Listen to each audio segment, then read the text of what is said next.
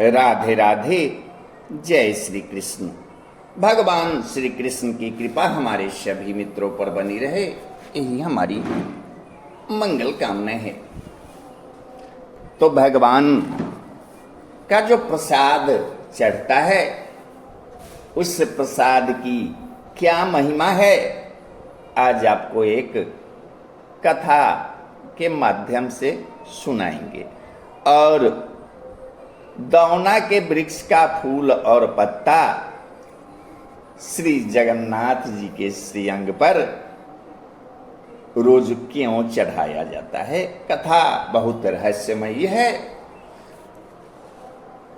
तो इस कथा को पूरा सुनिए। एक जगन्नाथपुरी के राजा थे, उनको भगवत प्रसाद में बड़ी ही निष्ठा थी। वो भगवान के प्रसाद पाए बिना कोई काम नहीं करते थे, खाना पीना नहीं खाते थे। संजोग बस एक दिन की बात है कि राजा चौपर खेल रहा था। इसी बीच में श्री जगन्नाथ जी के पंडा जी ने प्रसाद लेकर राजा को देने आए। राजा के दाहिने हाथ में चौपर का पासा था, इसलिए राजा अपने बाएं हाथ से प्रसाद को छूकर उसे स्वीकार किया। तो पंडा जी सोचे कि ये राजा अपने खेल में मस्त है, इसको घमंड हो गया है, प्रसाद का अपमान किया है। तो पंडा जी राजा पर बिगड़ गए, उनसे रूठ गए। प्रसाद को राजमहल में नहीं पहुंचा के पंडा जी अपना उस प्रसाद को लेकर फिर भगवान जगन्नाथ के मंदिर में वापस चले आए। जब राजा का चौपर समाप्त हुआ तो चौपर खेलकर जब राजा उठे और अपने महल में गए तो वहां देखते हैं कि वहां पर प्रसाद नहीं रखा हुआ है। वहां उन्होंने नई बात सुनी राजमहल में कि अब मेरे अपराध के कारण अब जीवन में कभी भी प्रसाद भगवान का मेरे पास नहीं आएगा। राजा अपने अपराध का पश्चाताप करने लगा और राजा ने अपना अपराध स्वीकार कर अन्न जल का त्याग कर दिया, खाना पीना छोड़ दिया। राजा ने अपने मन में विचार किया। राजा ने अपने मन में सोचा कि जिस दाहिने हाथ ने भगवान जगन्नाथ का प्रसाद का अपमान किया है, उसे मैं अभी काट डालूंगा। मन कहने का तात्पर्य है कि मैं दाहिने हाथ को अभी काट डालूंगा, ये मेरी सच्ची प्रतिज्ञा है। लेकिन राजा उस समय बाह नहीं काट के ब्राह्मण लोगों से विचार सलाह मशविरा किया। तो राजा ने ब्राह्मण को बुलाकर पूछा कि यदि कोई भगवान के प्रसाद का अपमान करे तो चाहे वह कोई अपना प्रिय अंग ही क्यों न हो, उसका त्याग करना उचित है या नहीं। ब्राह्मण ने उत्तर दिया कि राजन, अपराधी का तो सर्वथा त्याग ही उचित है।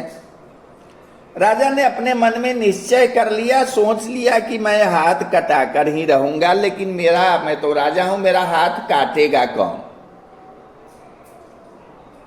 राजा बहुत उदास रहने लगा, मन में खिन्न दिखता था, मौन था। तो एक दिन मंत्री ने राजा को उदास देखकर उदासी का कारण पूछा। तो राजा ने कहा कि रोज रात के समय एक प्रेत आता है और वह प्रेत मुझे दिखाई भी देता है, और कमरे की खिड़की में हाथ डालकर वह प्रेत बड़ा शोर करता है, उसी के भय से मैं दुखी हूं।